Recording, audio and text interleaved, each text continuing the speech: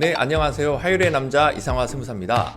오늘의 주제는 저희 모래세무의 자매 유튜브 채널이죠. 알쓸세, 알아두면 쓸모있는 세금 사전의 줄임말인데요.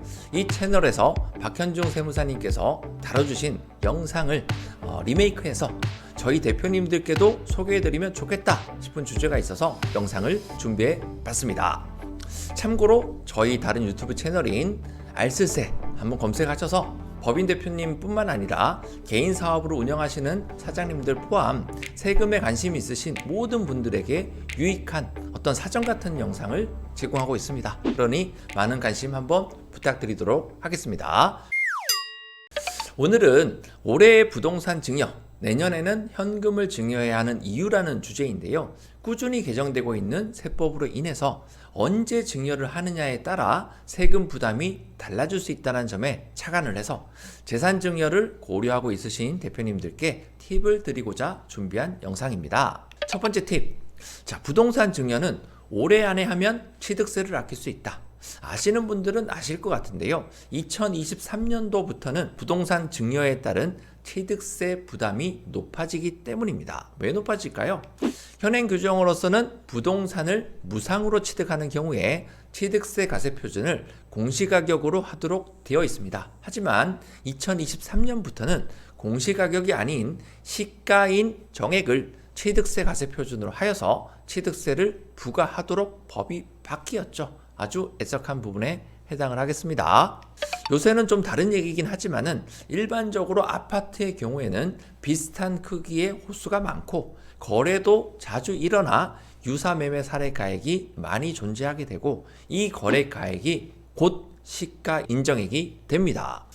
그러면 공시가격, 아파트의 경우에는 공동주택 공시가격이죠. 이 공시가격은 시가보다 낮게 설정이 되어 있기 때문에 시가 인정액으로 과세 표준이 바뀌게 되면 세율이 곱해지는 모수 자체가 커지기 때문에 당연히 세부담액도 증가된다라는 부분인 거예요. 간단한 사례로 한번 들어보겠습니다. 시가가 10억이에요. 주택 공시가액은 6억 5천이고요. 아파트를 증여한다고 했을 때 취득세 부담액은 일반 세율로 가정을 해보겠습니다.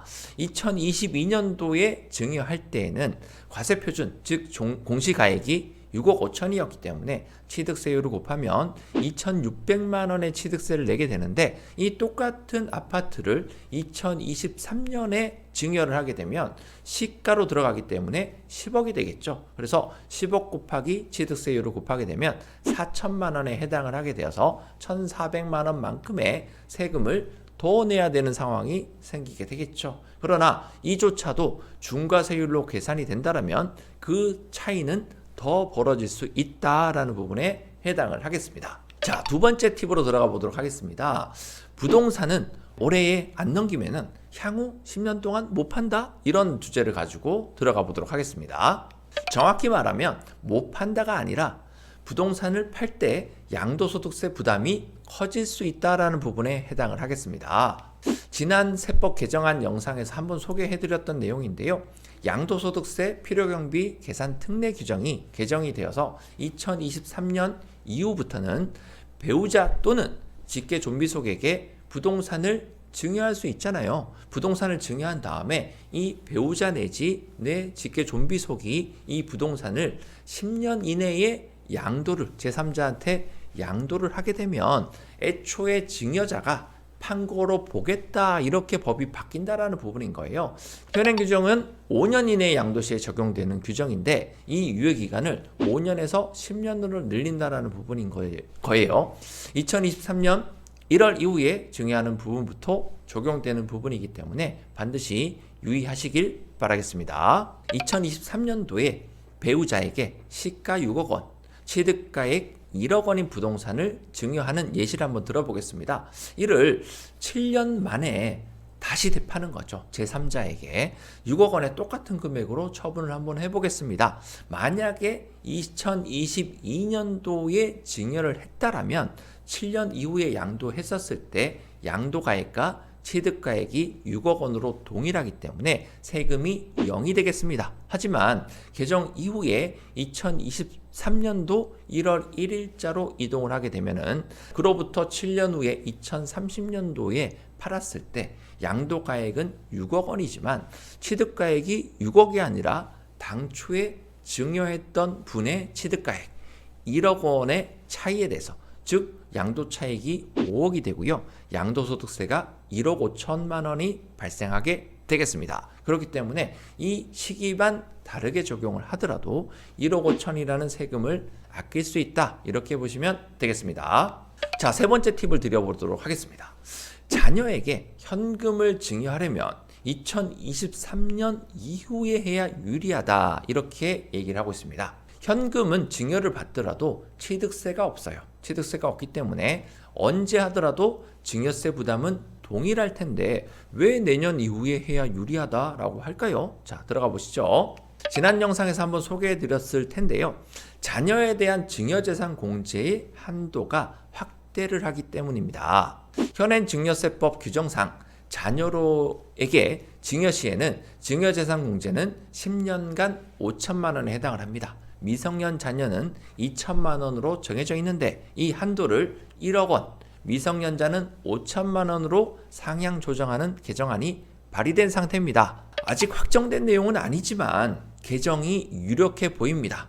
공제 한도가 상향된 이후에는 현금을 증여하는 것이 증여세 부담을 줄일 수 있는 방법에 해당을 하겠죠. 자녀로의 부동산 증여에도 증여재산 공제의 한도가 현금과 동일하게 적용을 받을 수가 있습니다. 하지만 앞서 설명한 바와 같이 부동산에게는 취득세가 부담이 되고 있기 때문에 그 규정이, 취득세 규정이 바뀌게 되는 부분을 잘 살려서 부동산은 2022년도에 증여하고 현금은 2023년에 증여를 하게 되면 여러 가지 측면에서 이로울 수 있다, 이렇게 보시면 되겠습니다.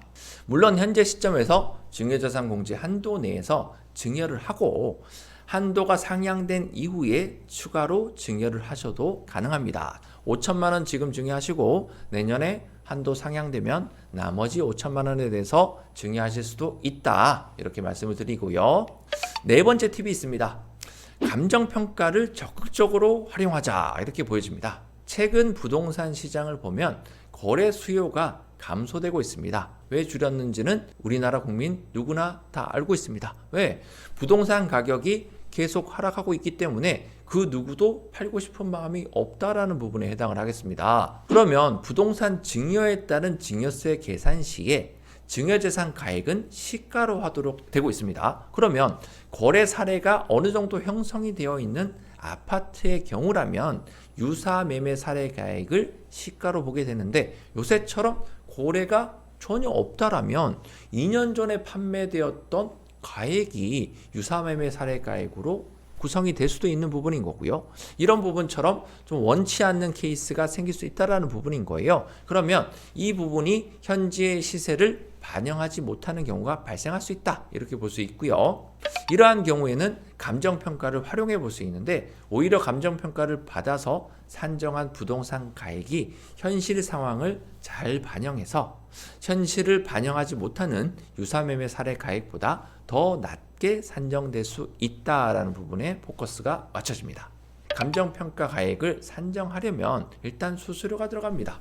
감정평가 수수료가 발생할 수 있기 때문에 부담이 될 수 있어요. 그러나 탁상감정을 먼저 의뢰해서 대략적인 감정평가 가액을 확인해 보시고 감정평가로 증여를 했었을 때 훨씬 더 유리하다라고 판단되면 그때 정식적으로 의뢰해서 수수료를 부담하고 평가를 받으시면 되겠습니다. 재산에 따라서 감정평가가 필요한 경우와 그렇지 않는 경우가 모두 있을 수 있어요. 그렇기 때문에 이 부분을 모든 것을 총괄하는 사람은 세무사가 되어야 되겠습니다. 그래서 세무사 상담을 먼저 해보시고 진행 여부를 결정하시길 바라겠습니다. 자, 오늘 증여와 관련한 4가지 팁을 알려드렸습니다. 대표님들께 유리한 의사결정에 활용하시라고 여러 가지 내용들을 연구하고 있습니다. 구체적인 세금 상담은 개별적으로 문의해 주시기 바라고요. 오늘 영상도 유익하게 다가갔으면 좋겠습니다. 저는 이상화 세무사였습니다. 감사합니다.